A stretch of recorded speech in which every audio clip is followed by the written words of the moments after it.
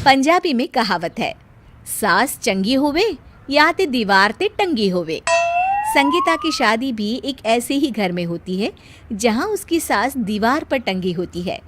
ससुर और पति शादी के पहले दिन उसे सास के फोटो के सामने ले जाते हैं, जहां ससुर जी कहते हैं, बेटा बेटा संगीता, ये तुम्हारी सास थी, बहुत नेक और भली, लेकिन थोड़ी गुस्सैल थी। गुस्सा आने पर सब तहस नहस कर देती थी, पर अब ये इस दुनिया में नहीं है। हाँ संगीता, माँ होती तो तुम इनकी कोई बात टाल नहीं सकती थी, वरना तो माँ घर में भूचाल ले आती। संगीता मन में खुश होती है कि अच्छा है कि ऐसी औरत अब इस घर में नहीं है, लेकिन दिखावे के लिए वो जैसे ही सास की फोटो के सामने हाथ जोड़कर खड़ी होती है, ये क्या? सास उसे देखकर मुस्कुराने लगी। संगीता आंखों को मलकर एक बार फिर से देखती है, लेकिन फिर सास के चेहरे का भाव, भंगिमा यानी एक्सप्रेशन बिल्कुल बदले होते हैं। वो अपने पति और ससुर को कहती है, माँ की तस्वीर तो स्माइल कर रही है। ना ना बेटी, ये कैसे संभव है? जरूर तुम्हें कोई गलती हुई होगी, ऐसा कैसे हो सकता है? लगता है तुम शादी की सारी फॉर्मेलिटी करते करते थक गई हो, तुम्हें आराम की ज़रूरत है संगीता। खैर, सारे संगीता की बात को इग्नोर कर कमरे में चले जाते हैं। वैसे सास की फोटो पर एक्सप्रेशन एक के बाद एक बदलते ही रहते हैं। सुबह होती है, पति और ससुर को काम पर भेजकर संगीता कमरे की सफाई करने में लग जाती है कि तभी उसे आवाज आती है, टेबल ठीक से साफ करो।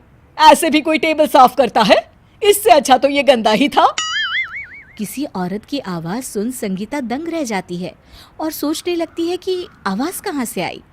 आवाज़ को नज़रअंदाज कर वो फिर से अपना काम करना शुरू करती है, लेकिन इस बार तो आवाज़ बिल्कुल उसके कान के पास से आती है। मेरा घर है ये, जब तक मैं थी चमका कर रखती थी, हर एक चीज शीशे की तरह थी। तुम्हें तो ना सफाई आती है ना कुछ पता है। क्यों तुम्हें मेरे घर की जिम्मेदारी दे दी गई है? पता नहीं तुम में मेरे बेटे को क्या दिखाई दिया। मैं होती तो एक से बढ़कर एक लड़कियों की लाइन लगा देती। अब संगीता को समझने में देर नहीं लगी कि ये आवाज़ किसी और की नहीं बल्कि उसकी सास की है, जो दीवार पर टंगी है। वो उसके पास जाती है और कहती है, नमस्ते सासू माँ, मुझे तो कल ही लग रहा था कि दीवार में कुछ काला है। वो दीवार नहीं, दाल होती है पगली। सही पकड़े हैं सासू माँ। तो क्या हो गया आपको जो आप यहाँ भी चैन से नहीं बैठी हैं? सुना मैंने आपका व्यवहार काफी गुस्से वाला था। चुप रह तू, ज्यादा बकर बकर ना कर।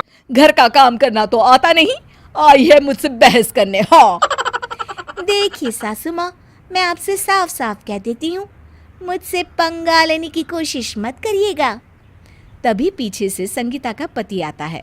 अरे संगीता, किससे बात कर रही हो? कौन है वहाँ? संगीता की सास की फोटो फिर से पहले जैसी हो जाती है। आपकी माँ से कह रही थी कि मुझे काम करना आता। अरे संगीता, माना सास के ताने हर बहू को अच्छे लगते हैं, लेकिन यहाँ तो माँ है ही नहीं, तुम तो फोटो से ही। तुम भी लाजवाब हो संगीता। किसी को विश्वास नहीं होता कि संगीता अपनी मरी हुई सास की फोटो से बात करती है। वहीं आए दिन संगीता की सास संगीता को किसी न किसी बात पर आते जाते ताने देती। संगीता को भी अब सास के तानों और उनसे बात करने की आदत हो गई।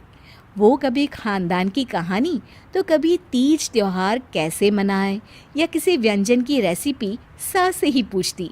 सारा दिन घर में अकेली संगीता की सास अब उसके लिए तानों के साथ पक्की साथी की तरह भी रहने लगी थी, जो किसी और को नहीं बल्कि संगीता को ही सुनाई देती।